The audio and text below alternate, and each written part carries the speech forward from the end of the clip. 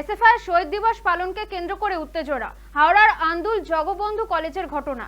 জানা গিয়েছে সোমবার আন্দুল কলেজের এসএফআই প্রাক্তন কর্মী স্বপন কোলের মৃত্যুদিনে শহীদ দিবস পালন করতে যান দলের কর্মীর সমর্থকরা। তখনই কলেজের গেটের বাইরে উত্তেজনা ছড়ায়। কলেজের গেটের ভেতর স্লোগান দিতে থাকেন তৃণমূলের ছাত্ররা। এরপরই দুপক্ষের মধ্যে বচসা বাধে। পরিস্থিতি সামাল দিতে ঘটনাস্থলে পৌঁছায় সাকরাইল থানার পুলিশ বাহিনী।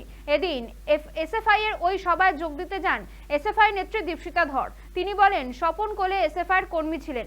এসএফআই করার অপরাধে তাকে খুন হতে হয়েছে, অথচ তার অপরাধীদের এখনো শাস্তি হয়নি। তাই স্বপন কোলের খুনিদের শাস্তির দাবিতে এর প্রতিবাদ সভার আয়োজন করা হয়েছিল বলে জানিয়েছেন তিনি। পাল্টা আগামী দিনে তৃণমূল ছাত্র পরিষদের বিরুদ্ধে প্রতিরোধ গড়ে তোলার হুঁশিয়ারি দিয়েছেন বাম নেত্রী।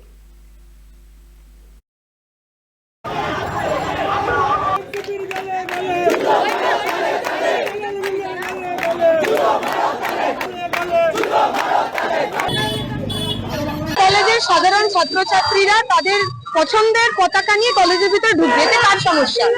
যারা ওখানে বিশৃঙ্খলা সৃষ্টি করলেন, যারা ঢুকতে দিলেন না পুলিশের সহযোগিতায়, তাদের হাতে তো নির্দিষ্ট রাজনৈতিক দলেরই পতাকা রয়েছে।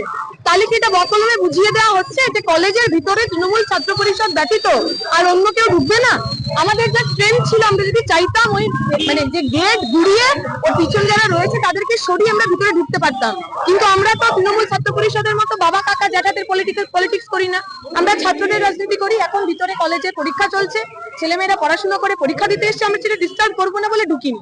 তৃণমূলকে এটা বোঝানো, ভারতের ছাত্র ফেডারেশন তৈরি রয়েছে, এরপরে ইলেকশনের সময় যদি তাদের মনে হয় তারা একই রকম ভাবে আমাদের বাধা দেবে, আমরা কিন্তু আর যে কায়দায় আজকে মিছিল করেছি সেই কায়দায় মিছিল করি। স্বপন কোলে এই কলেজের ছাত্রছাত্রী, যেরকম ভিতরে ছেলেমেয়েরা পড়াশোনা দিচ্ছে, যারা পরীক্ষা দিচ্ছে, স্বপন কোলেও তরুণ করে পরীক্ষা দেওয়ার কথা ছিল, পড়াশোনা করার কথা ছিল, কিন্তু স্বপন কোলেকে শুধুমাত্র এসএফআই এর সদস্য হওয়ার অপরাধে পিটিয়ে যারা খুন করেছিলেন তাদের কারু এখনো পর্যন্ত সাজা হয়নি। তারা ঘুরে বেড়াচ্ছেন, কেউ কেউ নির্বাচনে লড়ছেন, নির্বাচনে জিতছেন। আমরা চাইবো যারা এই কলেজের ছাত্রছাত্রী তারা যেন স্বপন কোলেকে না ভুলে, কারণ স্বপন কোলে ওদের একজন।